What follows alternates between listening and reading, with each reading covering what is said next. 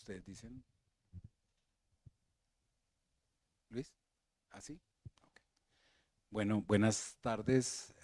Les agradecemos a las personas que están acá presentes por asistir a esta presentación de este libro de Mauricio Archila, Labrar el pasado, reflexiones sobre el oficio del historiador, que está editado en esta colección de Tierra Firme que tiene desde ya hace 7 años la UAM Coajimalpa y la Universidad del Rosario en Colombia. Es una colección que ya tiene un buen número de títulos sobre temas que tienen que ver tanto con México, con Colombia, pero sobre todo con una mirada más transversal. Lo que se busca en la colección es que haya títulos que puedan tener una mirada más incluso latinoamericana, internacional. Es lo que ha querido esta colección de la UAM Coajimalpa y de la Universidad del Rosario. Y pues es un gusto para mí que me hayan invitado a moderar y a participar en esta presentación. Le agradezco a Luis Hernández, a la sección de publicaciones de la UAM Coajimalpa, de la División de Ciencias Sociales y Humanidades, y bueno, también a la Universidad del Rosario, que no está presente ahora, lo estuvimos en la Feria de Guadalajara hace algunos días, a Juan Felipe Córdoba, el editor de la Universidad del Rosario. Pues hoy vamos a estar acá en esta presentación, vamos a estar 4 personas. También es un gusto estar con colegas, amigas y muy queridas, y por supuesto con el autor del libro, nuestro profe Archila, nuestro profe Mauricio Archila, de la Universidad Nacional de Colombia. Y bueno, pues le pasaría ahora la palabra para iniciar esta presentación. Primero va a estar María Angélica Tamayo Plazas, luego va a estar Cristina Sánchez Parra, luego haré algunas observaciones también, alguna lectura de un texto, un pequeño texto, y al final le daremos la palabra al autor para que se defienda de todo lo que le vamos a decir el día de hoy. Pues sin más, pues yo le daría la palabra ahora a María Angélica Tamayo Plazas. Es investigadora postdoctoral del CONACYT en el Instituto de Investigaciones Históricas de la Universidad Nacional Autónoma de México, en particular en el Instituto de Investigaciones Históricas. Es licenciada en Historia por la Universidad Nacional de Colombia y doctora en Historia por la Ibero, por la Universidad de Ibero, y maestra en Ciencias Sociales y Humanidades por la UAM Coajimalpa. Sus áreas de investigación son los estudios sobre la memoria, la historia del tiempo presente y los movimientos sociales de derechos humanos en Colombia, México y América Latina. Pues es un gusto tenerte acá, María Angélica. Buenas tardes. Gracias, Mario. Bueno, buenas tardes a todas y a todos. Yo quiero empezar con un agradecimiento a la Universidad Autónoma Metropolitana, Unidad Coajimalpa, a Mario y a Luis por la invitación. Para mí es un verdadero gusto y un honor estar aquí con queridos maestros, colegas y amigos, como dijo Mario, conversando sobre este libro tan interesante, el más reciente del profesor Mauricio Archila. Bueno, yo voy a leer mis notas porque tiendo a la dispersión, entonces mejor voy a leer. ¿Sí? Ok. Bueno, como toda presentación, esta es una invitación a nuevas lectoras y lectores. Empezaré contándoles de qué trata este libro, que podrán encontrar en él, y también pensé en quiénes pueden ser sus lectores ideales, aunque creo que todo aquel que tenga algún interés en la disciplina, en la historia social, sacará un gran provecho de la lectura de este libro.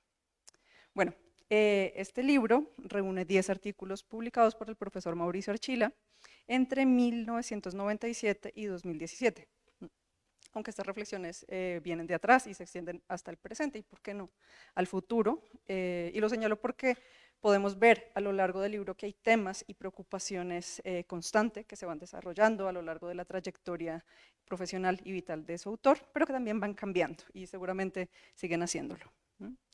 Los textos están agrupados en 3 secciones que están organizadas temática y cronológicamente, es decir, de acuerdo con la publicación original de los textos. La primera, titulada Historia, Memoria y Verdad, reúne 4 textos que abordan cuestiones que están en el núcleo de la disciplina: los aspectos creativos y científicos de la disciplina, la verdad en la historia, la función, el uso y la importancia de las fuentes primarias en un sentido amplio y diverso. incluyendo las fuentes orales, las crisis y los retos que ha enfrentado la disciplina y la historia social en particular, y reflexiones en torno a las fuentes orales y a la cuestión de la memoria. Los dos primeros capítulos tocan temas muy similares, aunque cada uno tiene un acento distinto. Hay una descripción de las bases establecidas por la llamada nueva historia, la historia como problema, la crítica del acontecimiento y de las grandes figuras, la aproximación a la economía y a las ciencias sociales, la atención a las estructuras en detrimento del individuo y la acción, entre otras cuestiones, que a partir de los años 70 serán cuestionadas desde dentro, por perspectivas historiográficas más jóvenes en su momento, como la historia cultural, y desde afuera, por lo que el profesor Archila llama el desafío posmoderno. El autor hace un esfuerzo por organizar estos postulados, los de los unos y los de los otros, que en el caso de los postmodernos pueden ser bastante vagos, y creo que ese es uno de los plus de estos dos primeros capítulos que organizan ideas que circulan en la disciplina, pero que muchas veces es difícil identificar. Pero bueno, aquí podemos leer de una manera organizada estas ideas que van a llevar a la disciplina y a otras disciplinas, bueno, a unos ciertos problemas. Ideas como la imposibilidad de conocer al otro, de la posibilidad del conocimiento mismo del pasado, la falta de correspondencia entre la representación de la realidad y la realidad misma, la reducción del pasado a una creación del lenguaje, entre otras cuestiones. Me parece muy acertado que el autor señala no solo las implicaciones de estas posturas o imposturas para la investigación histórica y social, el cuestionamiento de la cientificidad y de la verdad, el desarme teórico de la disciplina, el alejamiento de las otras ciencias sociales, en favor de la crítica literaria, por ejemplo, sino también en términos políticos y éticos. Mientras otras perspectivas críticas de la modernidad han servido para cuestionar el orden social capitalista vigente, para resistir a la mercantilización de todos los aspectos de la vida social y humana, el autor señala que el relativismo es nihilista teóricamente y conformista en la práctica. Y asumir irreflexivamente estos postulados de alguna manera también lleva a abrazar todas estas otras implicaciones. Con todo, Archila considera que aunque las preguntas planteadas desde el postestructuralismo, el giro lingüístico y la historia cultural contemporánea no son del todo nuevas, sí son importantes. Repensar cuestiones como el anacronismo, las mediaciones culturales de la realidad y la representación, la relación conocimiento-poder, la cuestión colonial y el eurocentrismo, las pretensiones de universalidad de Occidente y el orden patriarcal contribuyen al avance de la disciplina. Esta cita sintetiza bien el punto. El conocimiento del pasado es un tema aún abierto. Esto, lejos de ser un problema, es una garantía para la transparencia con que debemos trabajar los historiadores. Lo grave sería no interrogarnos y suponer que ya está resuelto. En la polaridad entre realidad e interpretación podemos tomar distintas posiciones. Pero lo que es ineludible, si hablamos de conocimiento histórico, es la interacción de los dos polos. Los capítulos sobre fuentes orales y la cuestión memorial responden a otras preguntas y fueron publicados en momentos posteriores, en 2005 y 2017 respectivamente, y están situados más claramente en las preocupaciones y en los desarrollos de la disciplina en América Latina y en Colombia en particular, aunque se relacionan con las transformaciones antes señaladas, en particular dentro de la historia de abajo hacia arriba, que el autor dice es una de las formas de la historia social. En el primero se traza un mapa del papel de las fuentes, el papel que las fuentes orales han jugado en distintos desarrollos historiográficos, las acepciones y los usos que se les han dado. Podríamos decir que es una historia mínima de la historia oral, o como el autor prefiere llamarlas, de las fuentes o archivos orales, que recoge experiencias que suelen quedar por fuera de los balances hechos desde el norte global, recoge la IAP, la experiencia de la investigación acción participante en Colombia, o el taller de historia oral andina de Bolivia. El texto sobre memoria, verdad e historia oral, que de hecho había releído hace poco, me interpeló particularmente porque estos son mis temas de investigación y aborda problemas en los que también he pensado mucho. Este es un capítulo escrito en la coyuntura del acuerdo de paz entre el gobierno de Colombia y la guerrilla de las FARC-EP, y allí los lectores y las lectoras podrán encontrar una guía para orientarse en el caos conceptual que es hoy en día la memoria.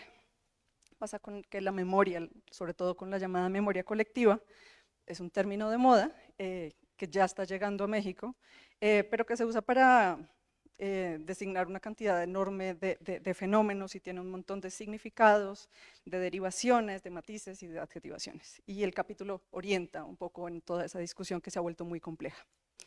El capítulo presenta ideas muy sugerentes sobre la relación entre historia y memoria, que coincido con el autor, son aproximaciones o relaciones con el pasado distintas, cercanas, relacionadas entre sí, pero distintas, que tienen un régimen de verdad distinta, tienen fines y medios distintos. Me parece clave en esta exposición sobre el uso de las fuentes orales y la memoria, la invitación a hacer un uso más riguroso de estas. No son la panacea de ahora sí vamos a escuchar al subalterno, de ahora sí vamos a dar la voz a las víctimas, todo esto son ideas muy problemáticas que no abonan mucho, y coincido con el profesor Archila y también con Elizabeth Yellin en que tenemos que ser cautos al establecer relaciones entre verdad, memoria, justicia y democracia. Un mejor conocimiento de lo acontecido, sea por la vía de la historia o por la vía de la memoria, por la mezcla de ambas, no deviene automáticamente en un nunca más, en más derechos, en no repetición. Creo que esas son discusiones que tienen mucha vigencia tanto en México como en Colombia, que recientemente han visto concluir trabajos de comisiones de la verdad, que son, bueno, que es una cuestión que también está tratada en estos capítulos, sobre todo en el segundo. También considero que son capítulos esenciales para todo historiador o historiadora en formación, pero creo que entender cómo se construye el conocimiento que producimos las y los historiadores y los científicos sociales en general interesa a públicos amplios en tiempos de posverdad, en tiempo de otros datos y de mentiras rampantes en la esfera pública. Los 4 trabajos que hacen parte del segundo apartado, titulado Historia Social y sus derivantes, profundizan en una rama muy fértil de la disciplina que el profesor Archila, al igual que los colegas aquí presentes, han cultivado juiciosamente, la historia social. Debo decir que me sorprendió el trabajo que abre esta sección, que habla de la relación entre la historia social y la historia empresarial. No es la relación como más cercana que a uno se le pueda ocurrir, pero creo que es interesante porque muestran la flexibilidad y la diversidad de los recursos que ofrece la historia social. Los siguientes capítulos trazan un panorama de esta perspectiva historiográfica, sus orígenes, su trayectoria, las críticas y el declive que tuvo en la coyuntura de fin de siglo. Y el retorno de la historia social o las razones por las que es pertinente pensar en una vuelta, la revancha de la historia social, que no le gusta mucho esa expresión al profesor, pero me pareció muy simpática.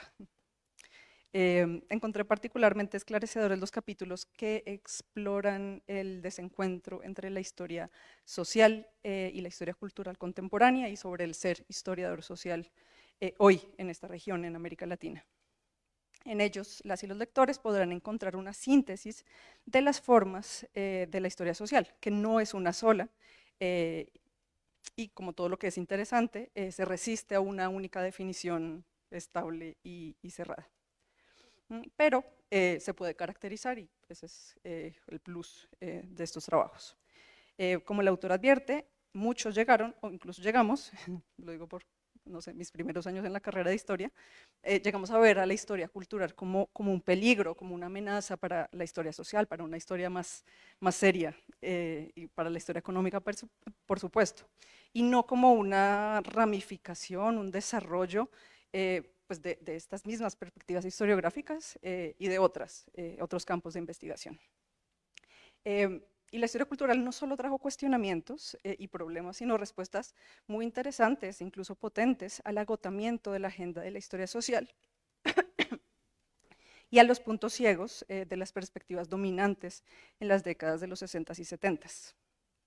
Creo que una de las ideas más sugerentes es darle la vuelta al asunto. Ya entrado el siglo XXI, cuando la historia cultural ha dado muchos frutos de calidad desigual, y después de que desde la historia social se ha reflexionado mucho sobre las debilidades, sobre los problemas, pues es hora de hacer nuevas preguntas. ¿Qué puede ofrecer la historia social hoy en día?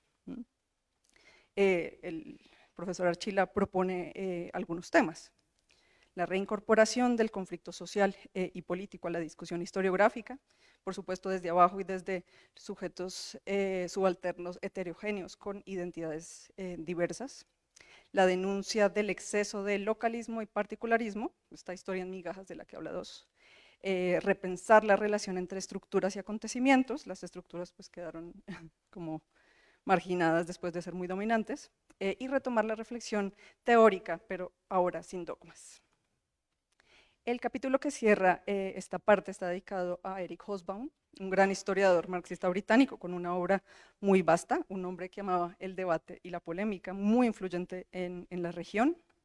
Y bueno, los historiadores somos menos dados que los colegas de otras disciplinas a escribir sobre nuestros autores de referencia, sobre nuestros padres fundadores, llamémoslos así.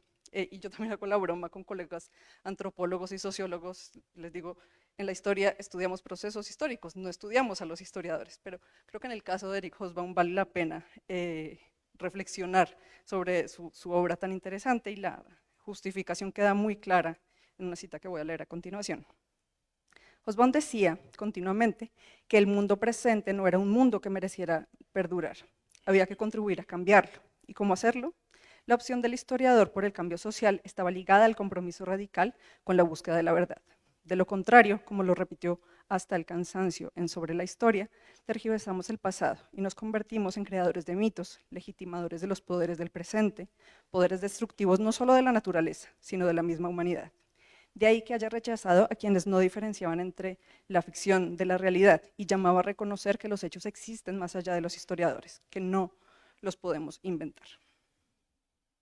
La tercera y última sección, llamada Pedagogía e Historia, contiene un capítulo dedicado a la enseñanza de la historia en Colombia y al papel del historiador en esta, partiendo de un ejercicio de observación de experiencias pedagógicas. En este se recogen algunas reflexiones que aparecen en capítulos anteriores sobre las características del conocimiento histórico y el oficio del historiador, que son relevantes para situar la trayectoria de la disciplina en el país y las enseñanzas en la educación básica. Aborda temas clave en este campo sobre por dónde empezar la enseñanza de la historia, si desde el aquí y el ahora, temporal y geográfico, o por el orden cronológico, si privilegiar hechos o el enfoque en problemas, si los cambios o las continuidades, quiénes son los agentes de la historia, cómo transmitir la pluralidad de la historia, sobre el enfoque puramente histórico o la transdisciplinaridad, y la relación entre investigación y enseñanza. Este es un capítulo interesante para todo el gremio, porque la docencia es un aspecto importante del oficio del historiador, lamentablemente no el más valorado. Es de particular interés para quienes se dedican a la enseñanza de la educación básica, y aquí quiero hacer una pequeña crítica. Quedaron por fuera del balance las carreras de pedagogía en ciencias sociales e historia, lo que en Colombia llamamos licenciaturas, que son el grueso del personal docente en la educación básica. El último capítulo está dedicado a Indalecio Líbano Aguirre, un historiador muy prolífico, muy leído en su momento, revisionista de la historia de bronce, representante y alguien que inaugura nuevas historiografías de partido, pero que tiene muchos defectos su producción, entre ellos que cambia los héroes patrios de la historia de bronce por héroes populares. Creo que el autor es de suyo interesante, es interesante para la historiografía del país y su relevancia está bien establecida, pero quedé con la sensación de que es un capítulo que rompe un poco con la armonía y la coherencia que guarda el resto del libro. Me pregunté por qué su elección, quisiera saberlo. Además me parece que no deja muy bien parada la historiografía nacional, sobre todo si pensamos que el otro historiador del que se habla como con nombre propio, al que se le dedica un capítulo, es Eric Hobsbawm. Entonces, sí, ese es el capítulo que menos me entusiasmó, para ser honesta. Bueno, he subrayado algunos aspectos del trabajo, de este trabajo, que son muchos, es un texto muy rico. He señalado, no sé si los más importantes, pero los que más conectaron con mis propias preocupaciones y mis preguntas como docente y como investigadora. Pero creo que cada lector y cada lectora encontrará muchos otros. Esa es una de las cosas más interesantes del libro, que aborda pues, una cantidad enorme de temas. Yo quiero subrayar un par de cuestiones más y formular unas preguntas. Me llamó mucho la atención cómo el profesor Archila afronta las crisis en general. no son irrelevantes las preguntas de qué hacer con la crítica, qué hacer con las grietas en las certezas, qué hacer con los retos que se le presentan a la disciplina cada tanto, también a la historia social y también a las izquierdas en general. No es desde la descalificación o la intransigencia, que es la salida fácil para muchos, no es volver sobre los modelos criticados, no es hacer más de lo mismo como se sale de las crisis o como se le saca provecho, porque, lo cito ahí, eso sería hacer un salto a la autoaniquilación. El profesor Archila invita a entender los cuestionamientos a profundidad, las causas sociales y disciplinares de la crisis, la riqueza en los desafíos que se plantean y las respuestas que se han dado, porque también vale señalar eso, se han dado respuestas a los cuestionamientos. Voy a hacer una última cita. La crisis de la que hablamos al principio no sería destructiva, sino una encrucijada en favor del crecimiento de la disciplina histórica que mantenga sus promesas democráticas de contribuir a un futuro mejor al que nos tocó vivir. Otra cuestión interesante es el contraste de los momentos sociales y de los momentos historiográficos, de las coyunturas en las que se sitúan cada capítulo, que reflejan muy bien el diálogo constante del historiador con el mundo que le rodea. Pues como nuestras contribuciones no son discusiones, monólogos y discusiones que se circunscriben exclusivamente al ámbito de la universidad, sino que dialogan lo que ocurre con el mundo. Y en relación con esto, sobre las angustias y las preocupaciones que nos llevan a escribir historia y las de la época que nos tocó vivir, ¿qué dice el historiador Mauricio Archila hoy en día ante las crisis sociales e historiográficas que nos aquejan hoy? ¿Cuáles son los desafíos actuales? Algunos de los que se me ocurrieron a medida que leía el libro se mencionan en algunas líneas, pero no se profundizan, y otros creo que son demasiado recientes. Me pregunto, por ejemplo, por la radicalización de la posverdad, de la mano de las redes sociales y de la inteligencia artificial, de la difusión o divulgación de la historia sin caer en la sobresimplificación o banalización, en la diferencia entre la verdad producida por comisiones de la verdad y tribunales penales y el papel y la relación de los historiadores con estos espacios, en la disminución de la matrícula en las carreras de historia y de ciencias sociales en todo el mundo. Pero bueno, lo dejo hasta aquí para escucharles a los demás. Pero también quiero cerrar con un agradecimiento al profesor Archila, de quien sigo aprendiendo mucho desde hace muchos años. Muchas gracias.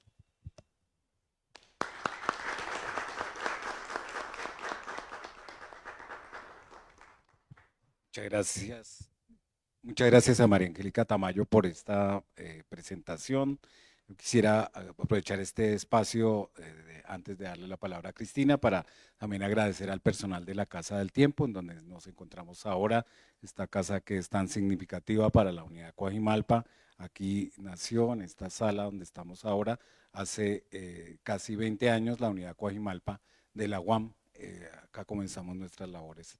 Y por supuesto que tiene un valor simbólico muy importante para nosotras y nosotros en nuestra unidad Guaymalpa, de donde surge también esta iniciativa del libro.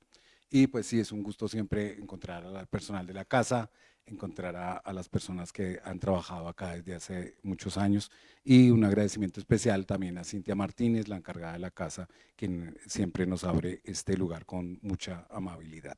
Y sin más, pues le damos la palabra ahora a Cristina Sánchez Parra. Ella es doctora y maestra en Historia por el Colegio de México, es licenciada en Ciencias Sociales por la Universidad Pedagógica Nacional de Bogotá, en Colombia. Tiene un postdoctorado en la Universidad Autónoma Metropolitana, Unidad Coajimalpa, participando en un proyecto de investigación relacionado con la formación histórica de las clases medias en América Latina en los siglos XIX y XX. Sus líneas de investigación son, por un lado, la historia social, particularmente las prácticas urbanas de consumo, la composición social de los trabajadores de los comercios de indumentaria, la moda y la publicidad en los siglos XIX y XX. Por otro lado, ha comenzado a explorar la relación entre los usos públicos de la historia y la construcción de la identidad nacional en América Latina en el periodo de la segunda posguerra. En la actualidad es profesora del tiempo completo en el Colegio de Estudios Latinoamericanos de la Facultad de Filosofía y Letras de la UNAM, y también imparte clases en el programa de posgrado en estudios latinoamericanos de esta misma universidad y es miembro del Sistema Nacional de Investigadores. Muchas gracias, Cristina. Bienvenida. Hola, hola, ahora sí. Buenas tardes. Muchas gracias, Mario, por la presentación y por supuesto por la invitación a compartir este espacio. Gracias a Luis y a la UAM por permitirme compartir este espacio tan significativo, como decías, al lado del profesor Archila, porque además noto que somos tres voces, tres generaciones distintas que han aprendido de Archila. Voy a leer también, para no perderme mucho, comienzo. En Itinerancia y Aprendizajes, Conversaciones con Clara Lida, la historiadora se refiere a su paso como profesora en Stony Brook como una época muy productiva y estimulante, sobre todo por el trato con los estudiantes, con quienes hablaba de historia, historia social, socialismos y temas de historia de América Latina y España. Dentro de ese grupo de jóvenes latinoamericanos señala, abro comillas, al alumno Mauricio Archila, en la actualidad destacado historiador y colega en Bogotá. De alumno a historiador y docente, que es la faceta en que yo lo conocí, el recorrido de Archila es el reflejo de los avatares de un historiador colombiano, en sus palabras, de un moderno alquimista del pasado. Precisamente, este libro de Mauricio Archila Neira es una obra compilatoria de 2 décadas de trabajo. El texto más antiguo es de 1997 y el más reciente de 2017, lo que nos permite inferir que son textos de un historiador maduro, con una trayectoria consolidada, característica que hace lucir aún más la obra, pues representa un aporte a la historiografía colombiana en diálogo con la latinoamericana. Se trata de 10 escritos que fueron presentados como capítulos dentro de una obra colectiva, como artículos en revistas científicas y como ponencias a nivel nacional e internacional. Tal variedad, a primera vista, nos habla de alguien preocupado por sistematizar su pensamiento y darlo a conocer ante comunidades académicas especializadas. La obra está dividida en 3 partes. La primera, Historia, Memoria y Verdad. La segunda, Historia Social y sus variantes. Y una última titulada Pedagogía e Historia. Sin embargo, como los criterios de agrupamiento se hicieron para romperlos, yo quisiera proponer para esta presentación una clasificación distinta, aludiendo principalmente a los ámbitos de la práctica de Archila, los espacios analíticos y físicos en donde sus reflexiones tuvieron impacto, teniendo en cuenta que tanto los espacios de la práctica como las reflexiones teóricas y metodológicas que plantea están en contacto permanente y no respetan límites. A partir de esto quisiera hablar del ámbito historiográfico, del ámbito pedagógico y del ámbito público. En otras palabras, los escenarios de la academia, la escuela, en un sentido amplio de enseñanza, y la calle, espacios que están o deberían estar en contacto permanente. El historiador. Mauricio Archila se reconoce como parte de una tradición intelectual en Colombia. Hago parte de la segunda cohorte de historiadores sociales en Colombia, dice. Y está consciente del lugar que ocupa esa historiografía con respecto al desarrollo disciplinar en otros países de la región como Brasil, Argentina o México. Arraigado en una identidad de historiador latinoamericano, Archila rescata a García Márquez para determinar su lugar de enunciación. Al respecto dice, la reserva determinante de América Latina y el Caribe es una energía capaz de mover el mundo, es la peligrosa memoria de los pueblos, es un inmenso patrimonio cultural anterior a toda materia prima, una materia prima de carácter múltiple que acompaña a cada paso de nuestras vidas. Este es el lugar desde donde escribo, dice Archila. Con esta advertencia, nos adentramos en un terreno estimulante y dialógico con la historiografía general. El punto de referencia es la historia social, la cual está presente a lo largo de los capítulos de este libro. En el artículo titulado Ser historiador social hoy en América Latina, el autor hace una reconstrucción de la trayectoria de la historia social en la región, aduciendo, entre otras cosas, que el proceso de profesionalización de la historia en Colombia coincide con la época dorada de la historia social en las academias centrales. Aunque se evidencia que llegar a una única definición del programa de la historia social es complejo, esta dificultad estimula diálogos con diferentes autores, que no voy a mencionar porque son muchos, quienes a su manera van a ir demarcando los intereses y temas de esta perspectiva.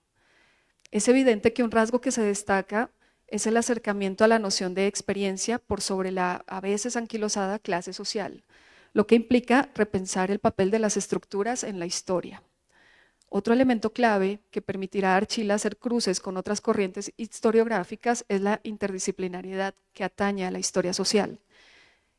Abro comillas, un diálogo creativo entre historia y economía que intentaba superar el elitismo de la historiografía previa, por un lado, por otro, un cruce con la sociología. Se trata de la historia de los actores subalternos y movimientos sociales que los historiadores marxistas británicos llamaron más precisamente historia desde abajo hacia arriba, alusión que será constante en esta obra. Me parece sugerente el diálogo con un artículo precisamente de Clara Lida, quien menciona que esta espacialidad social se ha ido ampliando a una historia desde arriba y desde los lados, aunque ante todo, dice ella, habría que centrarse en la historia desde adentro. A partir de la definición de este marco programático de la historia social, el ejercicio de entrecruzamiento con otras perspectivas resulta muy estimulante para el lector. De esta manera, encontramos en el capítulo Historia Social e Historia Cultural, Encuentros y Desencuentros, una apuesta por comprender los aportes que una y otra mirada pueden hacer a la disciplina histórica. Por supuesto, las ideas son amplias y no pretendo aquí reconstruir cada uno de los puntos que acuciosamente señala Archila. Basta con señalar la ponderación entre los aportes de la historia social a la cultural. Lo social, entendido como contexto o entorno construido, todavía tiene mucho que decirnos sobre el pasado y el presente, pero también apuntando críticas con respecto a la perspectiva excluyente de la cultura. La nueva historia cultural debe ejercer más crítica a las fuentes culturales y volver los ojos de nuevo a lo cuantitativo. Y es preciso superar la fragmentación en el estudio del pasado sin caer en una ingenua búsqueda de la totalidad, pues lo cultural no lo permite. La superación de una lectura positivista del pasado, anclado a las fuentes y a la pretensión de objetividad, ha sido una apuesta constante de la historia social. Por tal razón, el llamado al reconocimiento de otros sujetos sociales en las narrativas históricas apunta a la exaltación de la vida de las personas comunes y corrientes. Lo anterior, desde una lectura gramsciana, puede subvertir el orden hegemónico dominante en la historia. Sin embargo, como nos enseña Archila en el capítulo sobre historia social y empresarial, diálogos historiográficos, es necesario superar una lectura polarizadora de la sociedad y reconocer que es más fructífero estudiar los encuentros entre sectores sociales. Cito al profesor. La relación entre empresarios y sectores subalternos históricamente, en especial obreros, no ha estado marcada siempre por el antagonismo. Archila se pregunta si el empresariado puede ser considerado siempre y en todo lugar un sector dominante, a lo que responde negativamente. Y a su vez se pregunta, ¿dónde quedan los empresarios locales no exitosos que por desgracia poca atención historiográfica traen por su fracaso del que mucho se podría aprender? ¿Dónde quedan las famosas capas medias? Los estudios subalternos, y en particular la historia oral, es otro elemento que Archila suma a la reflexión historiográfica. En Voces subalternas e historia oral, sitúa la inquietud por escuchar las voces de los subalternos como una preocupación temprana. Por ejemplo, en la Europa decimonónica, con la historia popular, se tenía la necesidad de encontrar las raíces culturales de los estados-nación en construcción. Por eso aparecen acercamientos románticos como El pueblo de Michelet o propuestas como las del mismo Marx, quien según Raphael Samuels es una historia desde abajo del capitalismo. Archila pone en perspectiva histórica la tradición del uso de fuentes orales en la reconstrucción de las narrativas históricas. Por supuesto, ante estas posturas, occidentales las dos, aparece la lectura de los estudios subalternos que plantea provincializar Europa, es decir, ver a Europa como una experiencia particular que por los poderes que desató y acumuló, se mundializó. El rescate de la propia voz de los de abajo será una pretensión que tanto la corriente subalterna como la propuesta del taller de historia oral de Rivera Cusicanqui buscará. Quisiera señalar aquí la aguda crítica que Archila plantea a partir de la pregunta ¿quién habla por los subalternos? Al señalar que la pretensión de la autenticidad de los testimonios puede orillarnos a la búsqueda de una esencia que termina siendo excluyente. Pensar en términos de los de afuera y los de adentro de la comunidad podrían terminar reproduciendo lo que tanto se critica. A propósito de miradas inteligentes sobre debates trascendentales para la historiografía, quisiera resaltar el acercamiento analítico que se hace a los aportes y vacíos del posmodernismo. En el capítulo ¿Es aún posible la búsqueda de la verdad?, Archila afirma que el posmodernismo puede ser visto metafóricamente como un gran rumor sin claro origen, ni cabezas visibles, que va penetrando todos los poros de la sociedad. Como buen rumor, echado a rodar oportunamente, logra cuestionar a sus víctimas, en este caso las ciencias sociales. a partir del despliegue de un abanico teórico y de autores muy diverso, que van desde Marx, Popper, pasando por Foucault, Derrida, White, Lacapra, etc., Archila plantea los retos que debe asumir la historia ante la amenaza del, abro comillas, nihilismo teórico combinado con un conformismo práctico. Este apartado me llamó poderosamente la atención porque durante mi formación en la licenciatura, en los primeros años de los 2000, algunos profesores nos aconsejaban no leer a Foucault y a sus amigos posmodernos. Me hubiera gustado entender la naturaleza de ese miedo y hubiera agradecido leer este artículo, que por cierto fue publicado en 1999. Para terminar este apartado, quisiera señalar que otro ejercicio historiográfico que nos expone Archila es el de comprender la trayectoria de autores en particular. Se trata de los capítulos Eric Hobsbawm desde los lentes de un historiador social colombiano y el capítulo dedicado a Indalecio Líbano Aguirre, el historiador político del nuevo nacionalismo.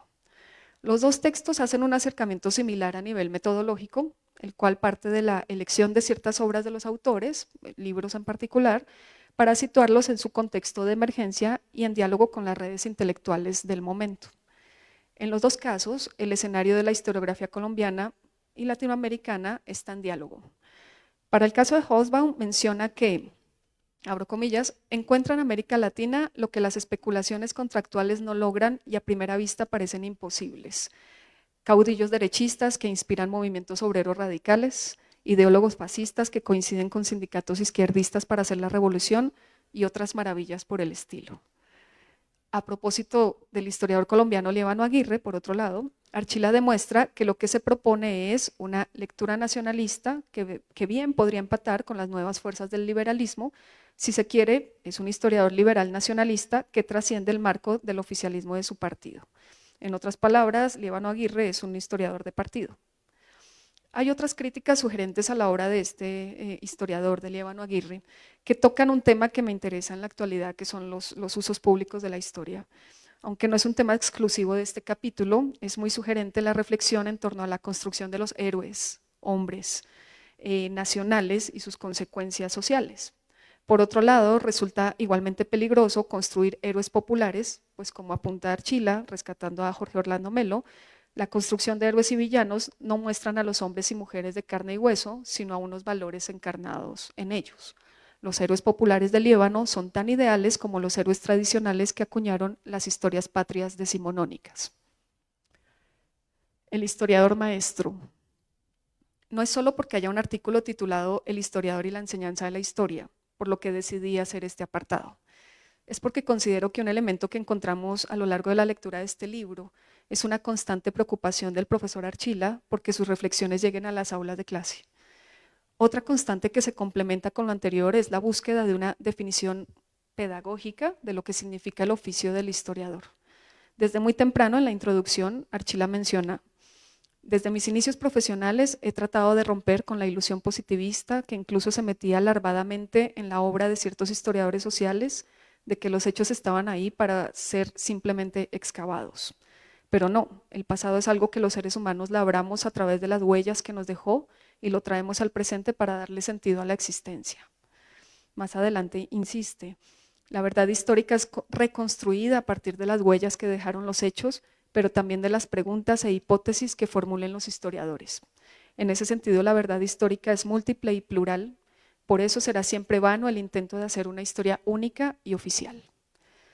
Este ejercicio constante por hacer inteligible su pensamiento es un esfuerzo loable que permite ir comprendiendo la complejidad de la profesión, pero también evidencia la preocupación del profesor Archila por transmitir su experiencia a otras generaciones. Todo esto implica, dice el profesor, una inflexión importante en el oficio del historiador y en los programas curriculares que lo forman, tradicionalmente distanciados de la reflexión teórica. En ese sentido, se trata de volver a la teoría o asumirla con más rigor, pues muchas veces los historiadores hacemos uso de ella, pero sin explicarla. Para ejemplificar, quisiera señalar cómo, antes del final de su artículo sobre la historia empresarial, que ya mencioné, el profesor plantea la necesidad de que ambos subcampos, el de la historia social y el de la historia empresarial, se conecten mejor con la docencia, mediante programas curriculares de pregrado y posgrado, tener revistas especializadas y del conjunto del campo disciplinario, fomentar el debate con colegas nacionales e internacionales del mismo subcampo y de otros. Finalmente, en el capítulo que mencioné al inicio de este apartado, el profesor Archila plantea un análisis sobre la enseñanza de la historia en diálogo con los lineamientos curriculares de las ciencias sociales del Ministerio de Educación Nacional colombiano. El objetivo es reflexionar desde el oficio del historiador sobre la historia como conocimiento y sus relaciones con la forma de enseñanza de ese saber. Para cumplirlo, se plantean una serie de reflexiones que resultan muy valiosas para lectores jóvenes a propósito de la naturaleza del conocimiento histórico, la noción de tiempo histórico, acaso enseñar hechos o problemas, los cambios y las continuidades, los sujetos de la historia y el llamado a las historias plurales sin perder los referentes nacionales. Todos campos analíticos ricos y complejos que además son abordados desde los lentes de la pedagogía. Por esta razón, aquí hago un eco de lo que Angélica ya mencionaba, por esta razón me hizo falta un planteamiento más claro que permitiera un debate más amplio con respecto a la formación de historiadores por un lado y a la formación de profesores de ciencias sociales por otro. Creo que el reconocimiento de un campo formativo con énfasis en la enseñanza de las ciencias sociales ayuda, de alguna manera, a soslayar la brecha que suele identificarse entre la historia académica y la historia escolar. Historiador comprometido. El último ámbito que quiero señalar es el del historiador comprometido con las causas sociales.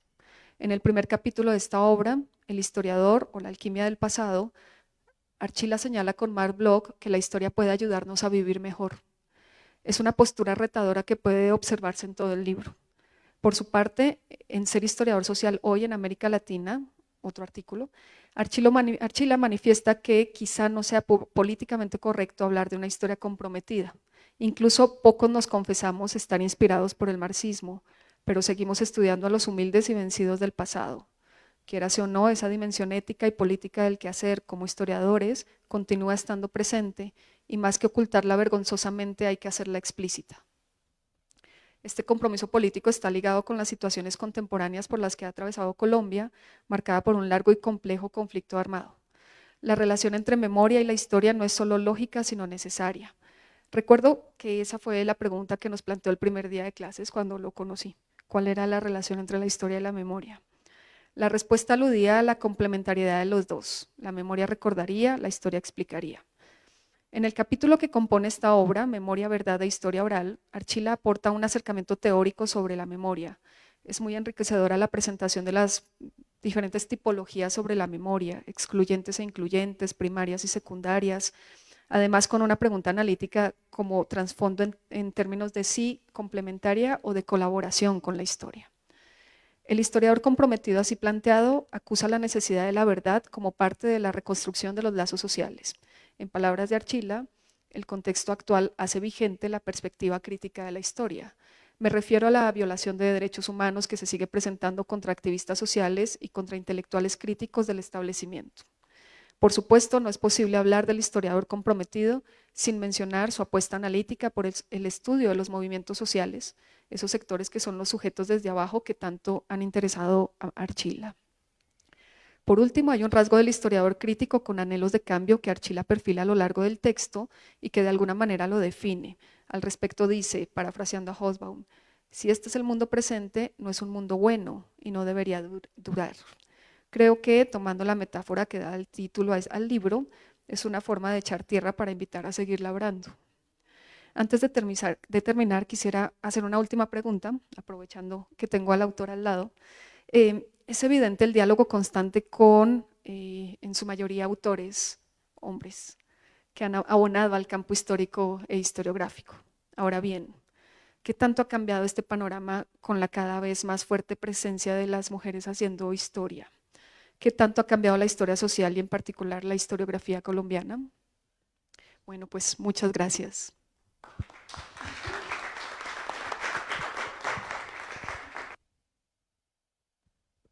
Pues muchas gracias a Cristina Sánchez por su presentación.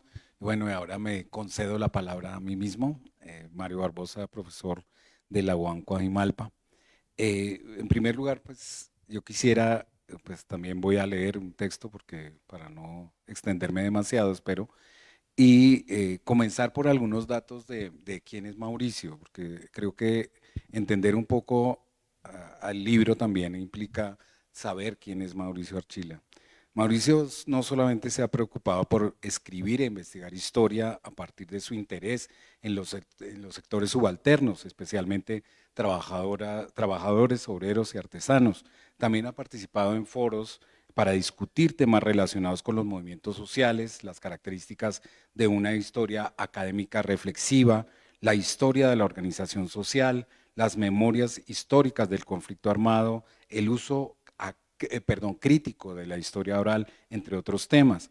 Sin duda, además, ha sido uno de los impulsores de la profesionalización de la historia a partir de la creación de la maestría en historia en la Universidad Nacional en 1984 en Colombia, uno de los primeros posgrados en el país en este campo, y luego fue uno de los comprometidos profesores que impulsó la reapertura de la carrera de historia en 1992, de la cual me vi beneficiado, y de la creación posterior del doctorado en historia de la universidad.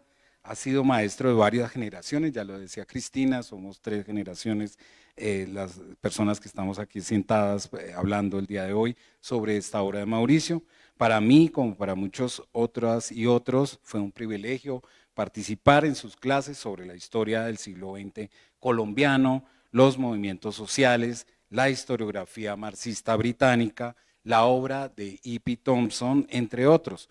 Y yo puedo dar un testimonio de su compromiso con la docencia y por eso coincido con Cristina en ese permanente interés que tiene en sus ensayos en relación con la pedagogía de la historia y con la formación de investigadoras e investigadores con espíritu crítico, que lo caracteriza con su generosidad también para compartir conocimientos, para debatir y discutir puntos de vista. Uno se puede pelear con Mauricio, no tiene problema en discutir y en tener puntos de vista contrarios.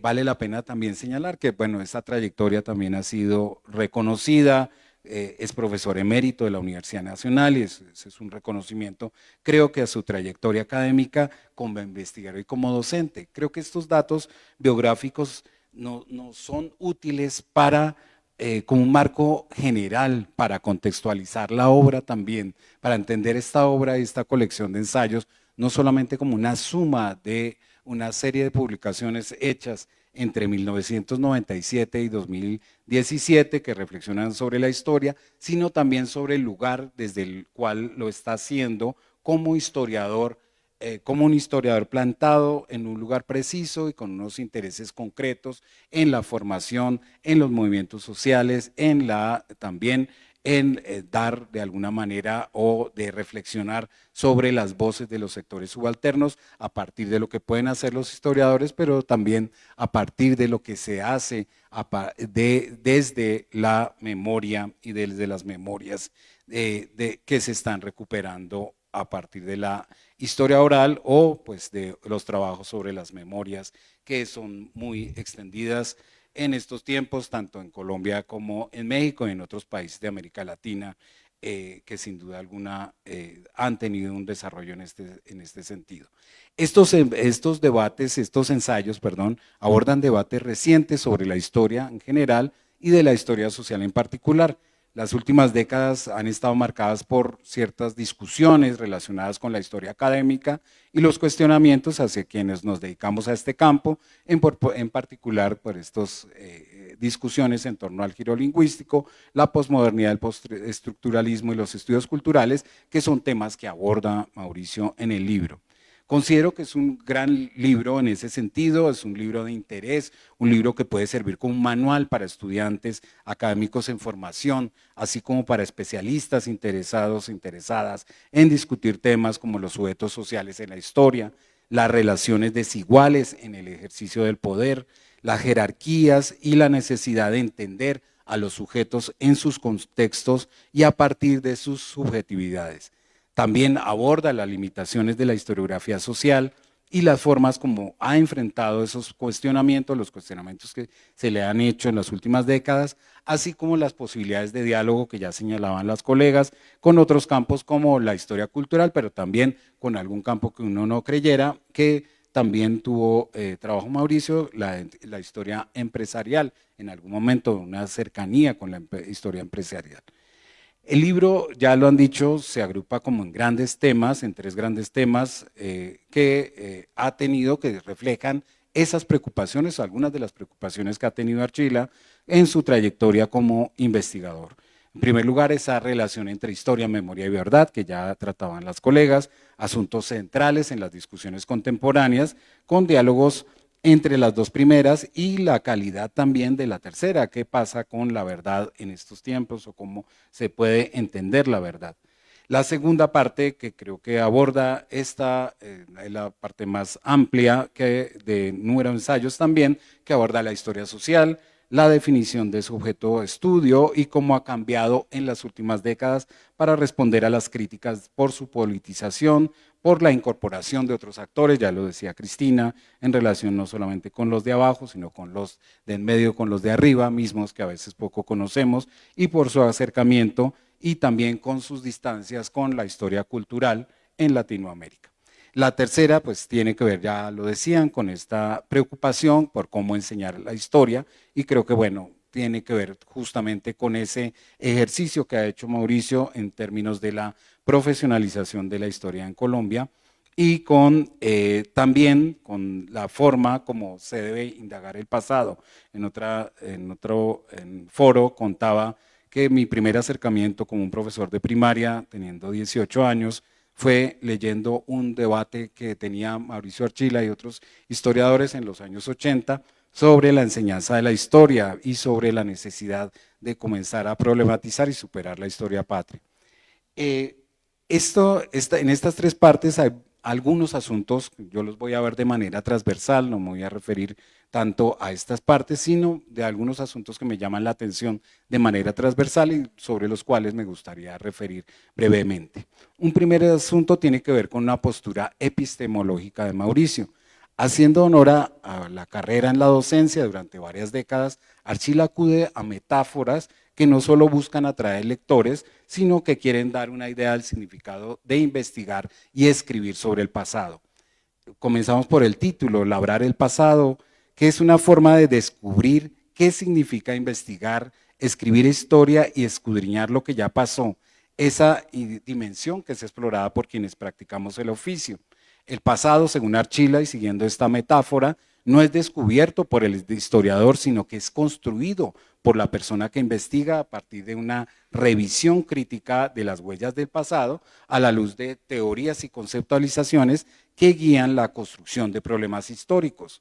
Archila se posiciona desde un lugar crítico frente a ese pasado para reflexionar sobre su hacer y sobre la distancia necesaria para cualquier persona dedicada a la investigación histórica con esa vieja tradición positivista que a pesar de haber sido cuestionada durante hace más ya de un siglo, se mantuvo y se ha mantenido y aún en algunos espacios, por ejemplo en muchas aulas de las escuelas de educación básica y media, sigue siendo la forma tradicional de enseñar la historia, de presentar lo que puede hacer un historiador o de cómo escribe el historiador o la historiadora. Este rechazo al positivismo está tratado desde el primer capítulo, cuando Archila se pregunta por la relación del historiador con los hechos, con la interpretación y con la crítica. Para Archila, el pasado no es un depósito fijo de información, sino que se constituye en una materia prima modelada por el historiador, labrada, ahí sí, como dice el título, a partir de las preguntas y preocupaciones que surgen desde el presente. Es un pasado modelado por dichas preguntas formuladas desde su subjetividad y de sus posiciones éticas y políticas. Por eso me referiré más adelante. Una segunda figura utilizada por el autor es el de la alquimia, ya han escuchado también, se han referido a las colegas, para referirse a este oficio que oscila de una parte entre un acercamiento riguroso a los métodos y al análisis crítico de las fuentes, más cercano, digamos, a la ciencia, a lo que podría ser la ciencia, y de otra parte a la creatividad expresada en la narrativa histórica, en la construcción de una trama que le da sentido al pasado y que está hecha por la persona que escribe e investiga. Esta mezcla de ciencia y arte para Mauricio es la base de una idea de un oficio cercano a la alquimia. Sin embargo, tanto el acercamiento metodológico riguroso como la creatividad, dice el autor, tiene límites que están tratados ampliamente, no solamente en este ensayo inicial del libro, sino en varios de los textos incluidos en la obra. Un segundo eje que quisiera resaltar es el cuestionamiento a ciertas narrativas hegemónicas, a la crítica a las versiones oficiales de la historia que tienden a privilegiar las voces de las élites y a perpetuar visiones homogéneas y excluyentes. Esta perspectiva tiene que ver con la elección manifiesta del autor por la historia social y, más específicamente, por la historia desde abajo hacia arriba.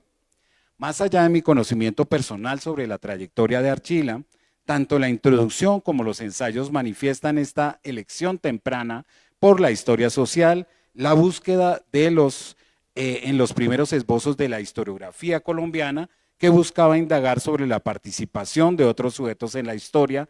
A partir de ahí viene otra vez Indalecio Líbano Aguirre, que tal vez tal vez ese sea el motivo, no estoy justificando a Mauricio, pero tal vez ese sea el motivo de su alusión a Líbano Aguirre como alguien que muy tempranamente, en 1962, y sin ser un historiador profesional, académico, más bien era este tipo de investigador que hace historia desde su erudición, comenzó a incorporar a otros sujetos de la historia con todas las salvedades que tiene esta obra. Por supuesto, después esa historia social o esa incorporación de otros actores, sujetos sociales, se haría más compleja con otros autores que también tienen que ver en la vida de Mauricio, como va a ser Jaime Jaramillo Uribe, que va a iniciar como otro tipo de estudios más profesionales, y bueno, también con otros acercamientos que va a tener el mismo Mauricio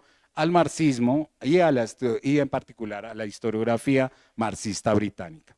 En varios de los capítulos aparece esa reflexión sobre la recuperación de las voces y las experiencias de los sectores marginados, en particular al definir qué es la historia social en estos tiempos, al proponer un trabajo más riguroso y crítico de la historia oral y también al abordar las relaciones entre la historia como un campo académico y la memoria como una posibilidad de incorporación de voces múltiples de sujetos que registran sus propias versiones del pasado con objetivos concretos.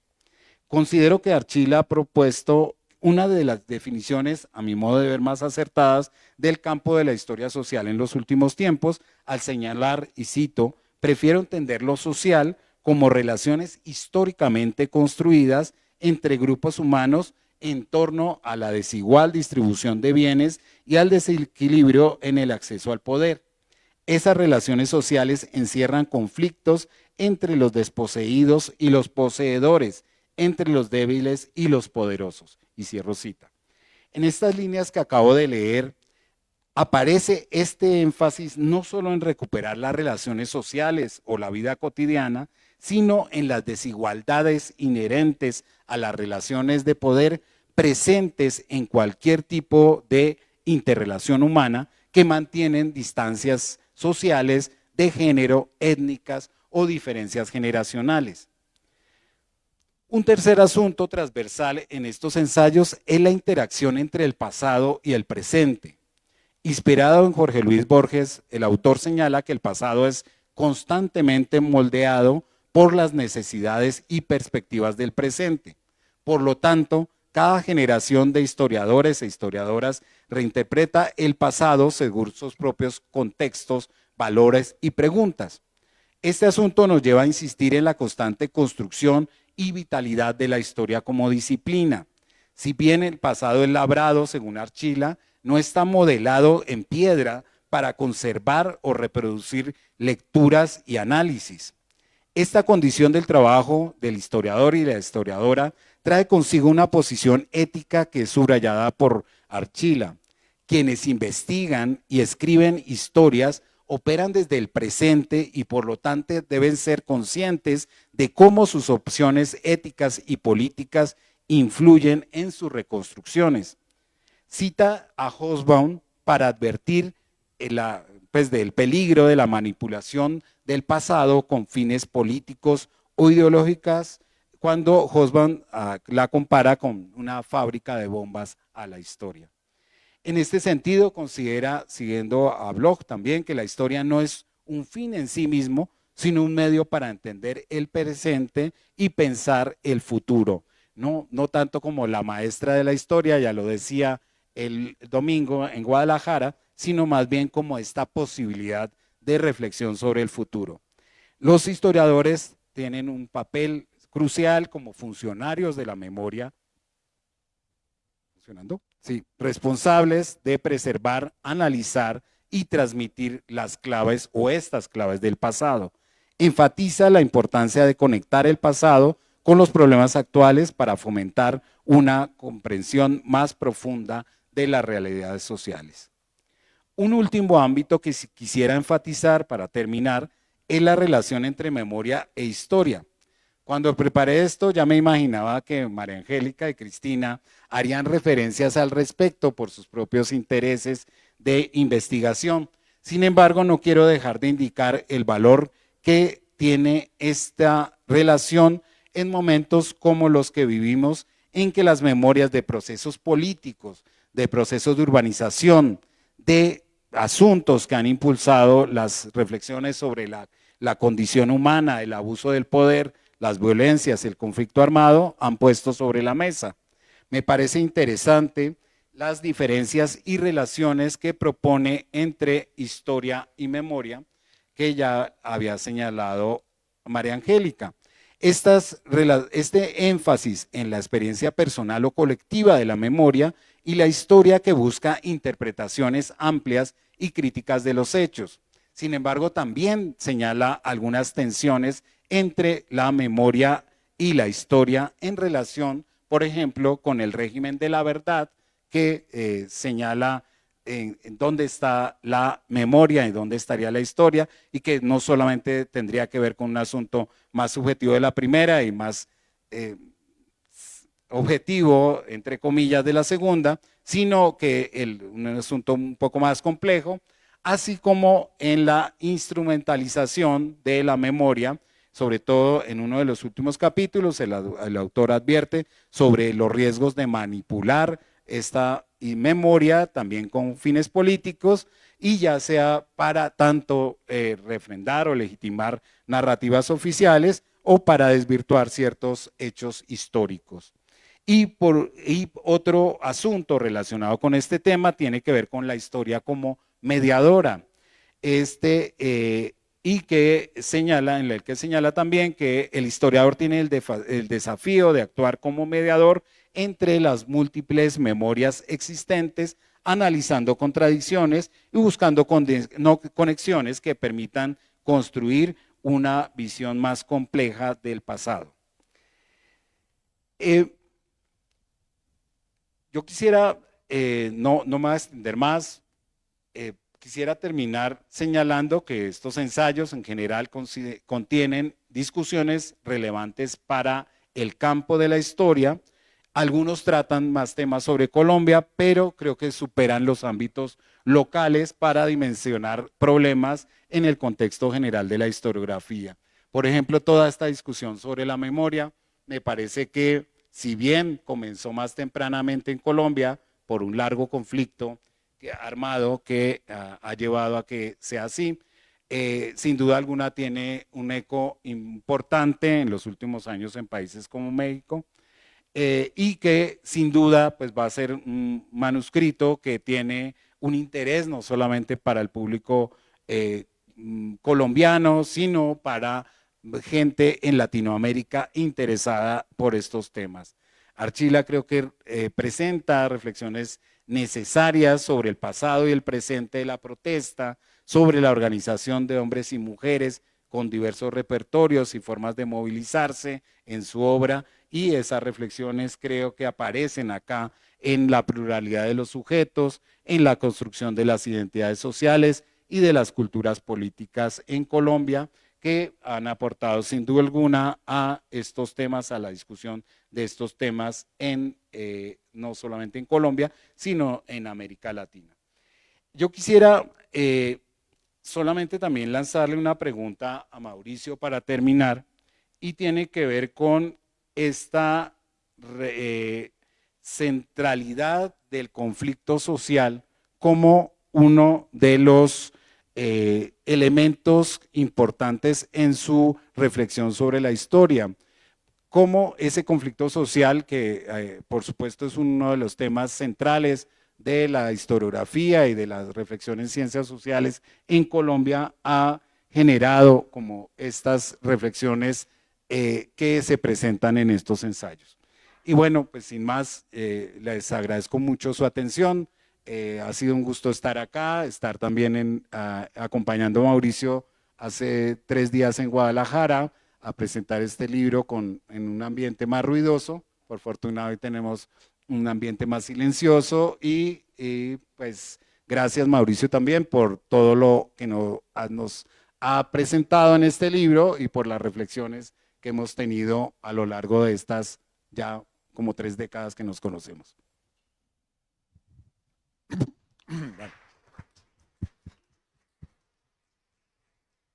Bueno, buenas noches a todos y todas.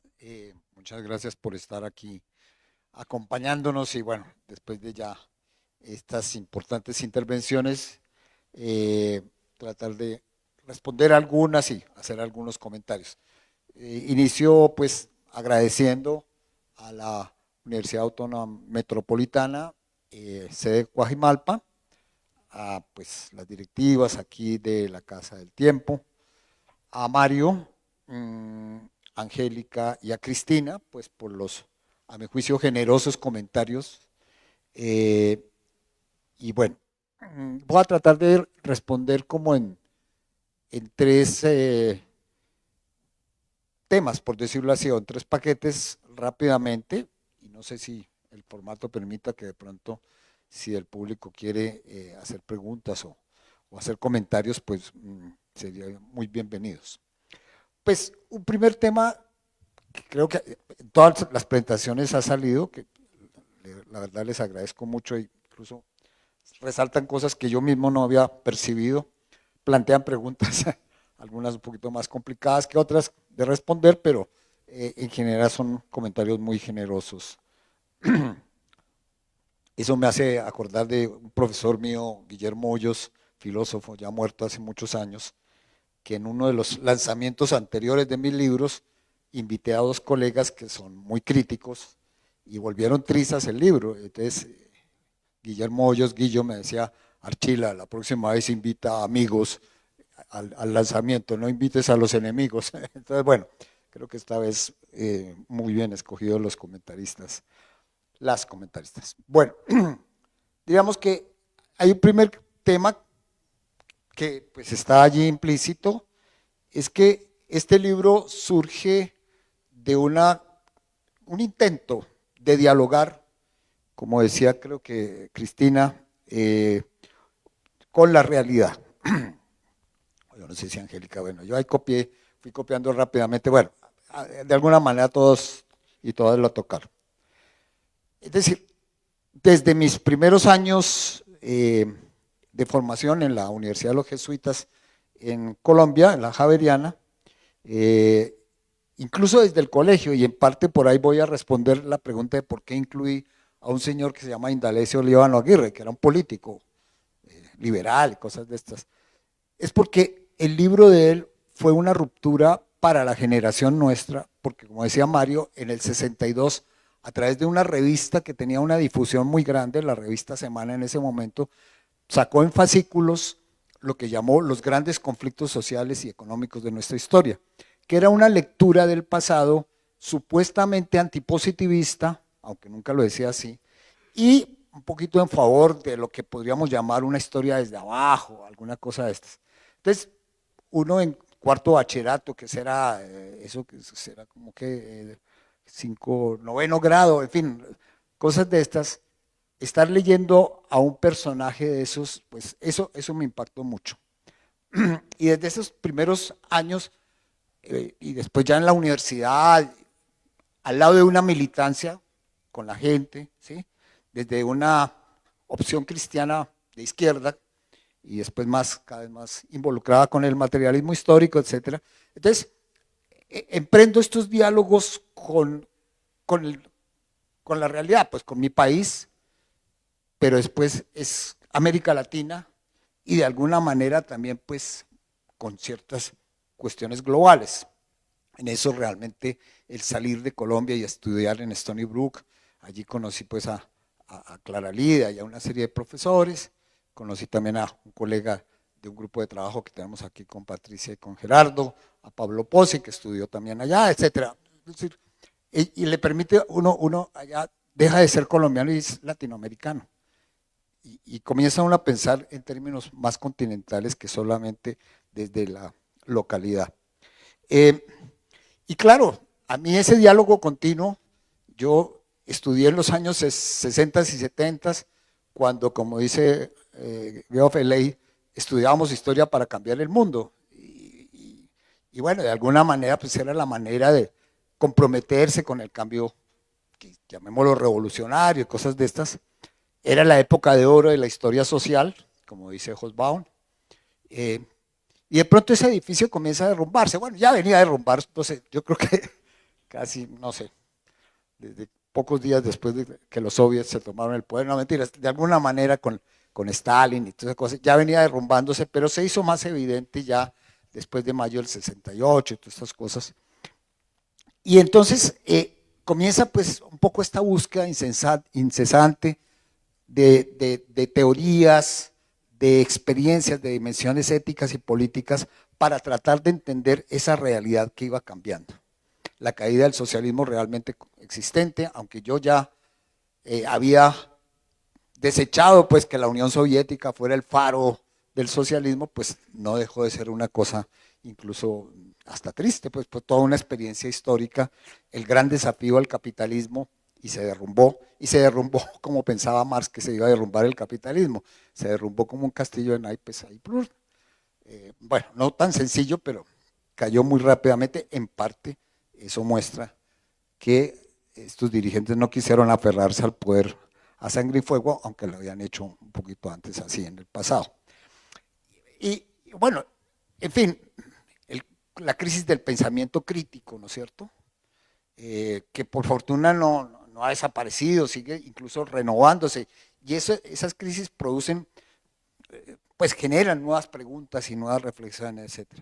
Y en el caso colombiano, que es un caso dramático de una violencia que desafortunadamente continúa, muchos creíamos que en 2016 con la firma del acuerdo de paz con el grueso de las FARC, las FARC realmente, íbamos a entrar, incluso se habló del posconflicto, ya comenzamos rápidamente a ajustar la cuestión, entonces comenzamos a hablar del posacuerdo y hoy ya ni siquiera, en fin, del acuerdo no se habla mucho, no, mentira, sí se habla, pero y de todas formas hay 12.000 todavía, 10.000 desmovilizados, muy afectados, hay como 300 de ellos asesinados, pero bueno, ese contingente sigue ahí firme, pero el resto del horizonte de paz en Colombia sigue muy complicado. Una comisión de la verdad que trabajó durísimamente, recorrió el país, le tocó trabajar en plena pandemia y eso recortó mucho la posibilidad, digamos, de todo un trabajo. Saca su informe, es decir, hay que decir que es un poquito extenso, tal vez no es fácil de digerir, pero pues constituye un intento de reconstrucción de una historia o de unas historias no oficiales. La Comisión de la Verdad era un ente, llamémoslo estatal, gubernamental, pero no oficial, no era la vocería, digamos, ni de los gobiernos, ni siquiera estrictamente del Estado, pues tenía su autonomía. Y eso, digamos, sigue siendo materia de disputa, lo cual no sería mala cosa, salvo que, y como lo voy a decir al final, el negacionismo se vuelve ahora, a mi juicio, el gran desafío no solamente de las comisiones de la verdad, de la justicia transicional, sino de los y las historiadoras. Bueno, en fin, un primer tema es que ese diálogo entre pasado y presente está allí, en mi vida, en mi trayectoria, y los textos de los cuales seleccioné unos cuantos, pues obviamente tengo muchos más, pero pensé que eran los que más describían mi trayectoria intelectual, académica y pública política, pues. Bien, en ese sentido, el segundo gran tema, labrar el pasado, ¿por qué llamarlo así? Todas han hecho referencia, pues el primer texto realmente es clave, eso fue fruto de una pasantía postdoctoral allí en la Universidad de Colombia, y tuve posibilidad pues como de leer mucha literatura, especialmente de lo que en ese momento era el desafío postmoderno, y bueno, allí a raíz del poema de Borges que cito, descubro que es un poco la opción mía que comparto con historiadores como Hobsbawm, como Thompson, etc., de construir el pasado, construir, bueno, de construirlo también dirán algunos, pero construirlo, construccionismo. Entonces nos apartamos del positivismo, como decía Mario, es que no hay un pasado fijo, ya labrado en piedra o clavado en piedra, sino que está allí a partir de las preguntas que se formulan desde las teorías, desde los retos políticos, desde los compromisos éticos, y de las respuestas que uno va dando, va reconstruyendo ese pasado. Entonces no hay una sola reconstrucción. Yo creo que nuestra reconstrucción debe ser verdadera y tenemos que optar por la verdad, pero la verdad no es única, ¿sí? La verdad es plural, es construida, ¿sí? Es disputada. Entonces, en ese sentido, la metáfora del alquimista es muy buena, pero tiene sus límites, ¿sí? Lo que yo quería señalar es que el alquimista está entre la ciencia y el arte, un poco entre la magia y el conocimiento, llamémoslo científico, ¿sí? Que de alguna manera los historiadores y las historiadoras transmutamos el pasado en ese sentido, o sea, pero dentro de condiciones, dentro de límites, no todo vale, no cualquier reconstrucción se puede hacer, hay que partir de las huellas que dejó ese pasado, de las fuentes, etc., de que los hechos existieron, ¿sí? En fin, esa idea que creo que atraviesa el texto es constante. Lo mismo, como ya lo han señalado, eso se hace a partir de una decisión o una opción ética, política, que todo historiador y toda historiadora la tiene.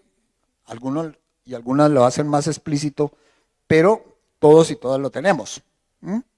Y yo, por el contrario, creo que hay que hacerla explícito. Eso marca las preguntas, la lectura de las fuentes, ¿no es cierto? Y marca, por supuesto, la reconstrucción. La opción por una historia social, desde abajo hacia arriba, como dice la expresión inglesa, me lleva a un compromiso con, y una simpatía y un compromiso con los subalternos en general, con las víctimas en particular. Y como se ha señalado, pues, y Mario lo resalta, un poco la dinámica del conflicto por la desigual distribución de bienes, recursos y del poder, me parece que es lo que marca la trayectoria histórica.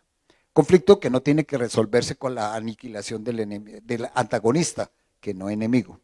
Es el tema de la enemistad o el antagonismo, es lo que marca también un poco si uno considera humano a su antagonista, si lo considera inhumano, entonces es su enemigo y al enemigo se le puede destruir, aniquilar.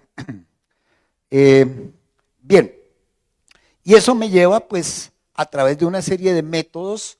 Yo participé, a veces, al principio sin querer queriendo, como diría el Chapulín, que también lo veíamos mucho en Colombia, sin querer queriendo, me metí en las cosas de historia oral, después me di cuenta que eso había hasta academias y asociaciones y toda esa cosa, muy influido por Paulo Freire, muy influido por los intelectuales, digamos, de los 50s y 60s que fundaron a Claxo, que fundaron a Flaxo, ¿sí?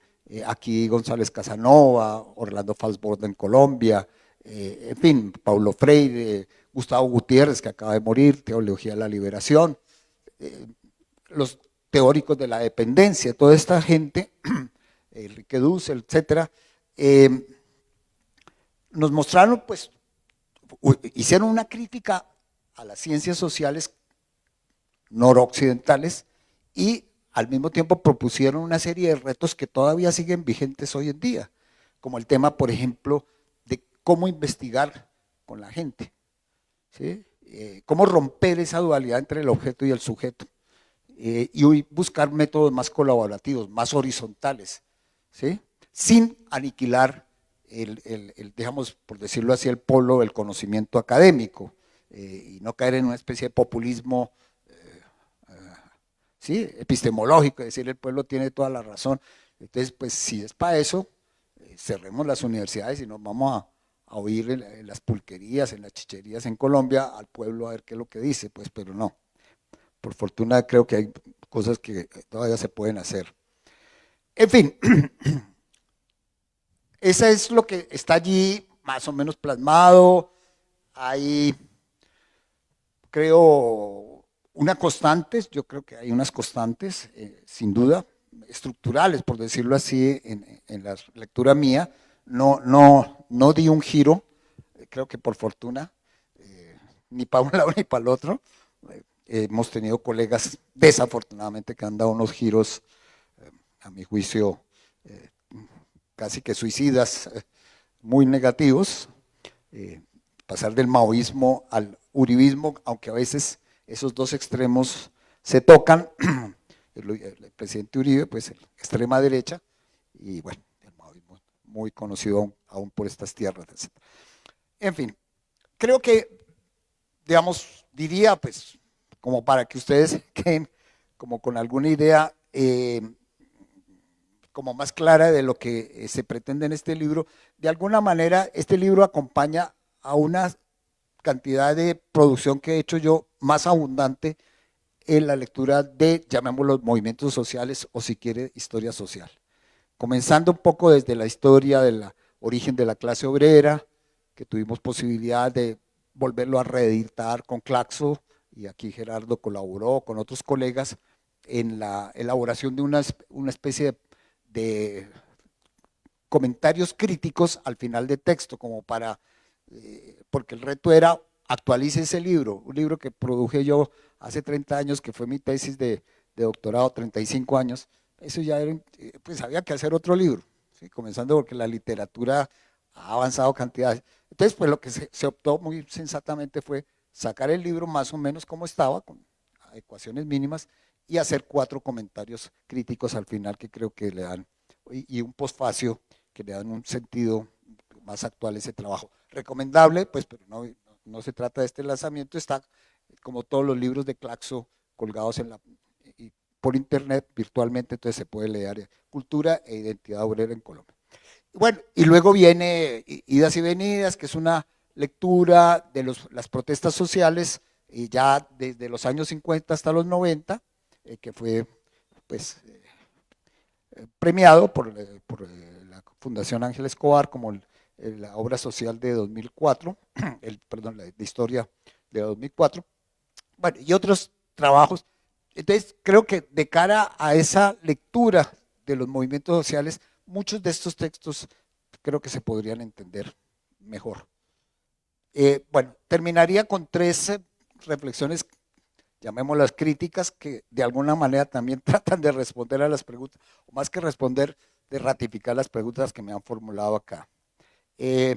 Por un lado, yo creo que los primeros textos que allí se publican, pues tenían como más el reto, enfrentaban más el reto del posmodernismo, que creo que me parecía a mí estaba llegando aparentemente con mucha fuerza a nuestras, sobre todo universidades, realmente el mundo, no sé, popular y todo eso de posmoderno. Ahí hay una región en Colombia que son los boyacenses, muy campesinos, y ellos dicen post a todo. Entonces, estoy bien, y entonces posmoderno, su merced, pues, es decir, era algo que la gente no entendía. Pero sí, en el mundo académico eso influyó. Incluso los historiadores de la generación anterior a mí, como Chucho Bejarano, que fue asesinado por las FARC, es tremendo la forma como en Colombia se cruza la academia y la violencia, fue asesinado precisamente en la Universidad Nacional por las FARC. Un historiador se preguntaba un poco sobre el desafío posmoderno, Jorge Orlando Melo, más conocido, incluso tiene un libro que se llama La Historia Mínima de Colombia, publicado por el Colegio de México. También decía qué es lo que está pasando con el posmodernismo, no sé qué. Decían que eran cantos de sirena, que atraían a los jóvenes, y a las jóvenes, pues sobre todo decían a los jóvenes, etcétera. Cosa que a la larga yo creo que fue un poquito más bluff. En realidad, a mi juicio, el posmodernismo como que él mismo se desinfló, entre otras porque es que no hay una obra que sea estrictamente posmoderna, ¿sí?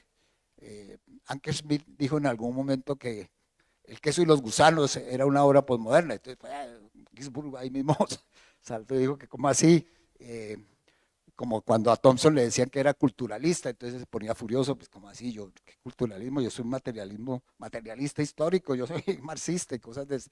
Entonces, siento que ese desafío que yo en los primeros artículos pues, no sé, lo agrandaba, lo percibía tal vez como más desafío, a mi juicio se fue desinflando, o se ha ido desinflando a mi juicio, en parte porque algunas de las cosas que ellos señalaban, ellos y ellas, las hemos recogido. Yo creo que gran parte, por ejemplo, de la historia de género o el género y la historia ha sido un poquito incorporar algunos de los grandes críticas que lanzaban ciertos autores posmodernos.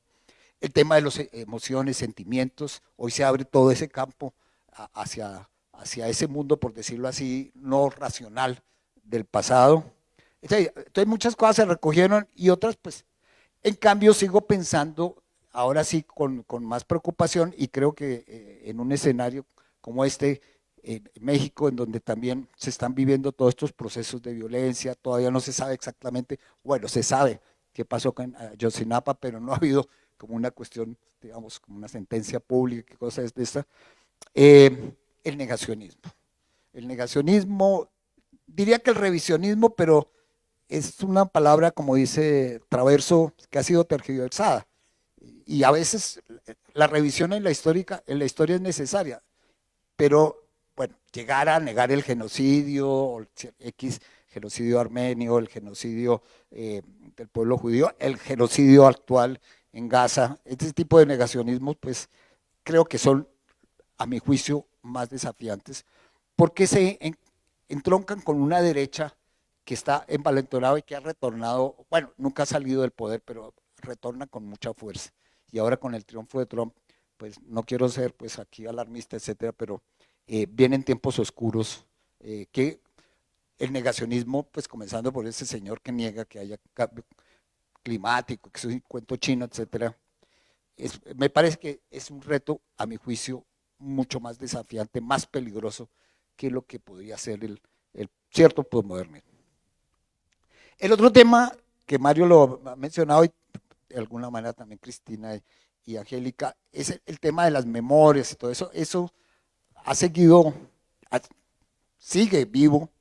En fin, no me voy a extender acá. Me llamó la atención, lo mencionaba en Guadalajara muy rápidamente, un libro recientemente, pues que lo leí recientemente, creo que salió hace años, de Todorov, que es un poco la experiencia totalitaria. Y él insiste en una cosa y es lo que él llama la humanidad del mal. Es decir, que victimarios y víctimas somos humanos. Claro, uno quisiera que Hitler fuera una bestia y seguramente en cierto sentido lo fue, pero fue un ser humano, ¿sí? Entonces, si nosotros negamos la humanidad del mal, nos quedamos muy cómodamente en la posición de que estamos en el lado de los buenos y allá están los malos, y nunca vamos a entender por qué ocurrió lo que ocurrió, ¿sí? Bueno, el tema es más largo. Eso me lleva también a problemas como los que está ocurriendo en Colombia con la verdad, llamémosla histórica. La Comisión de la Verdad de alguna forma es más cercana a la propuesta de verdad histórica, pero hay una verdad, llamémosla judicial, punitiva, pero que curiosamente en Colombia también tiene una cierta idea de privilegiar más la verdad que el castigo. De alguna manera la JEP entra un poco en esa perspectiva, dicen que es cercana a la Comisión de la Verdad de Sudáfrica, etcétera, que es una opción más por la verdad que realmente por castigar, cosa que yo creo que debe ser así. eso de, como dice la extrema derecha allá en Colombia, que se pudran en la cárcel, no tiene mucho sentido. Claro, por supuesto hay una gente que ojalá nunca salga, pues, pero el tema es, entre más enfatice uno lo punitivo y no la comprensión de por qué ocurrió lo que ocurrió, creo que va a ser muy difícil enfrentar un futuro, incluso con una cierta reconstrucción de la sociedad. Y por último, el desafío aquí que Cristina plantea y que soy consciente de él, el tema de género, etcétera, porque diálogo con muchos historiadores y con pocas historiadoras. Y sí, bueno, ve uno la bibliografía y no... Bueno, sí, eh, debo de confesar que pues yo simpatizo, lo digo porque, por ejemplo, en Cultura e Identidad, cuando salió en los 90 me reuní con un grupo de mujeres que estaban comenzando el tema de género en la universidad, Florence Thomas y otras, en la Universidad Nacional de Colombia. Se llamaba el Grupo de Género y Sociedad. Y ellas habían leído el libro mío. Y bueno, Magdalena León dijo en algún momento, pues sí, tú no eres, no estás en la perspectiva de género, pero tu texto tiene una sensibilidad al tema de género. Yo me quedé muy cómodo con eso. Y creo que de alguna forma estoy, pero es cierto. Y yo creo que ese tema ya será para las siguientes generaciones. Es un desafío, porque hoy están surgiendo historias desde otros sectores subalternos. Bueno, las mujeres en cierto sentido, el LGBTI, es decir, hasta ahora están saliendo en Colombia, por ejemplo, historias de LGBTI, de las trans, que a veces no las incluyen en el LGBTI, etcétera, ¿sí?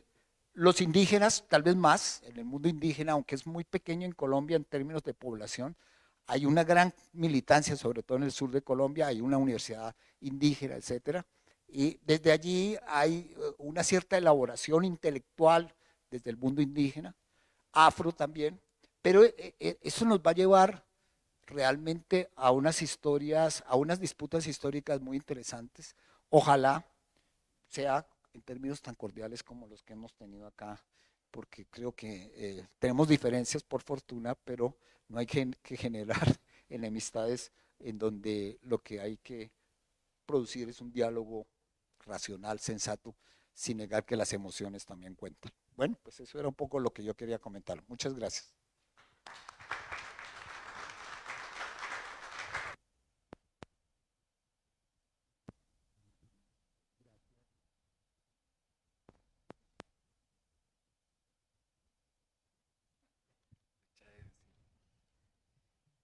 Muchas gracias por Mauricio por la intervención también en esta presentación. No sé si alguien tuviera alguna pregunta, algún comentario que quisiera hacer, aprovechando que estamos en un lugar cómodo para hacerlo. Y no sé si alguien quiera agregar algo, ¿no? Si no lo hubiera, pues como dicen. Entonces, pues muchísimas gracias a todas, todos. Reitero mi agradecimiento a la Casa del Tiempo, a Luis Hernández y a Javier Anguiano, que nos acompañaron desde la División de Ciencias Sociales y Humanidades de la UAM Coajimalpa. Y pues los invitamos a leer el libro, a conocerlo. Está apenas saliendo, no había sido comercializado, creo que van a ser las primeras ventas del libro en la Ciudad de México, entonces esperamos que lo consuman, por favor. Pues muchas gracias, buenas noches y felicidades Mauricio, enhorabuena por este libro y por el que viene.